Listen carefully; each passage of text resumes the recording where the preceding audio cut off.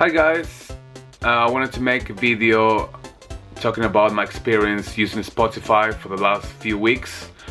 I've got the premium version, which is one that allows you to have unlimited listens anywhere you want. And for those of you who know me, know that I've been quite adamant when it comes to the way people listen to music. I always thought that buying records, vinyl, CDs was the best way to listen to music, not only for the audio quality but also for the artists themselves. The way they wanted to portray their music goes alongside with the artwork, and the whole concept of the album not only lies on the music but also on the whole imagery. So I still think that records and vinyls are the best package. Nothing else can replace that. But we live in a modern world and things keep changing, things keep moving forward, so it's really hard not to at one point be faced with the possibility of using one of these streaming platforms. So here are my 5 pros and cons. Now the first one is a very obvious one. Being able to access this amount of music, this huge library, anytime, anywhere, is just a pure joy. Now the thing is that for a lot of people who maybe they consider themselves casual fans of music, this might not be an amazing thing, but for the rest of us who happen to be like active listeners all the time, people who like to keep up with what's coming up all the time with their artists and all that, Spotify offers that great resource.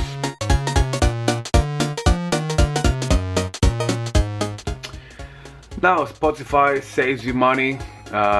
If you're an active listener like me, who used to spend hundreds of pounds a year, and I think it all adds up in the end. I must have spent thousands of pounds just buying albums, keeping up to what my favorite bands are doing. So being able to just pay a monthly fee in order to have access to all this library is just a great money saver.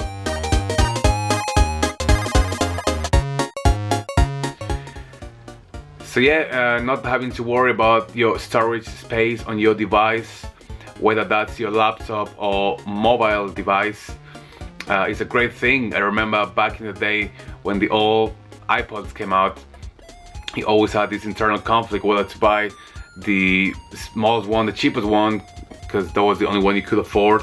But then you had to upgrade to a bigger version because your iPod was already filled up with music and you couldn't delete anything really, because you wanted to listen to everything that you had on your iPod. But those problems are gone with these music streaming services, and that is a great feeling.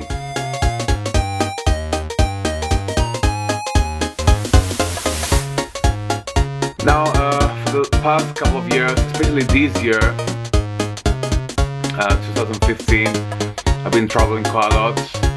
If you guys follow my blogs, you know where I've been, and having that feeling of not carrying too much, having that feeling of living a minimalistic life, a nomadic life where you can live anywhere you want, anytime, is a great feeling.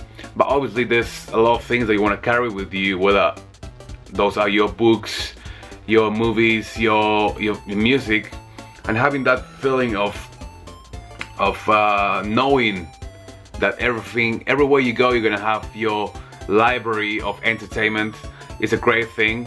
So Spotify is perfect for the nomadic lifestyle, for the traveler, anyone who doesn't rely on their physical music library.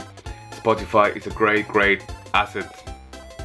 I just wish I could take my drum kit with me on my travels, but that's just not the case.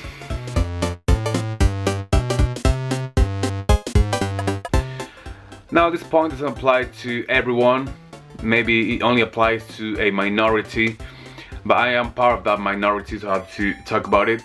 If you are writing blogs, if you are constantly on the lookout for new music, or if you have to keep up to what your bands are doing musically, what albums are being released, then you have to have a platform that allows you to have access to new music all the time.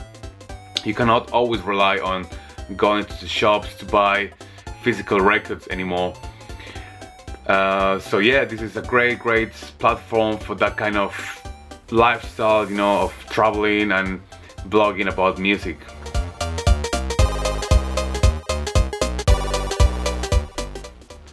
So that ritual experience of going to the shop to get the album, rushing home to play it while you stare at the artwork for hours and read the lyrics is completely gone with Spotify.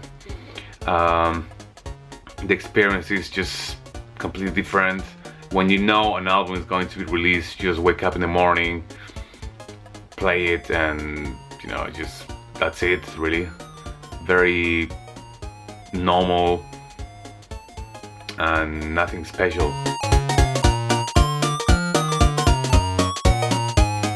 Now, contrary to popular belief, not every single album is on Spotify, even though they pride themselves for having millions of songs on their platform. Not every record is on Spotify for many reasons. A lot of them, as you may know, like artists like Adele and Taylor Swift, removed their albums from it. Now I don't want to get into the reasons why, but yeah, I mean, as a consumer, sometimes you feel like you have to be a bit lucky in order to find the albums you want to listen to.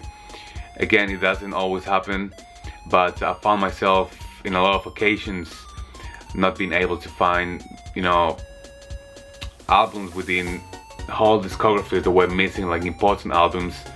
So that's a bit of a downside, but that's the way it is.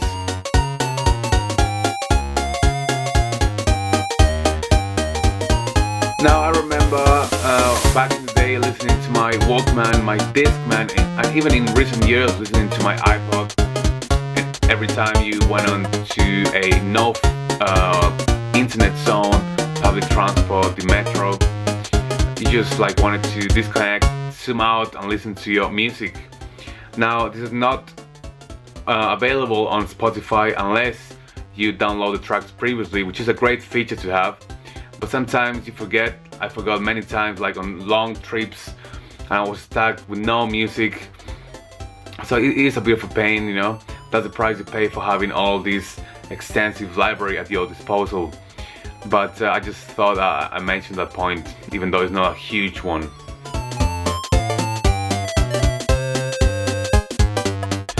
Now this is a big one for me. Part of buying the records in the past was because you could feel that you own the music, you own that piece of art. That is not possible with Spotify or any of these platforms. You just feel like you're listening from off the cloud, which you are in reality, but having that sense of just like listening to something that is out there for people to listen to, just not the same, even though in a way it's always been like that. But again, you know what I mean, like having that piece of, you know, art with you is just something different that you don't have here.